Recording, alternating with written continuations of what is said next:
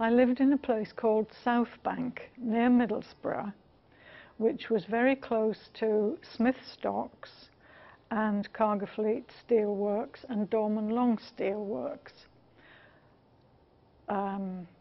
My father lived there so that he could work at Cargafleet. So his was a reserved occupation, so he didn't go into the forces. I remember the beginning of the war, we were being bombed because we lived so close to the steelworks and the river. My parents must have been quite frightened, but because I was so young, I was only 2 when the war broke out, so war was the norm for me. I didn't remember anything other.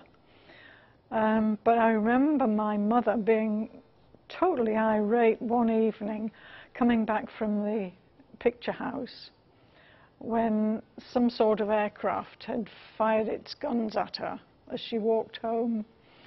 And instead of being frightened, she was quite livid about it.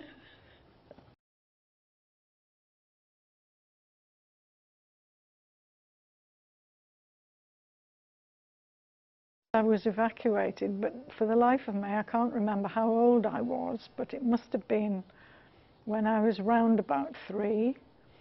And I went with my mother and brother, my aunt and her new baby, to a place called Morley Hill near Hexham. And there was a family farm there, and we stayed on the farm. And then there was a period of complete calm and bliss when we were on the farm. We didn't hear aircraft or see aircraft. I don't know how long I was away, but my father seemed to turn up about every other weekend to visit with us because he had a motorbike and sidecar. And when the petrol was available, he used to motorcycle up to Morley Hill.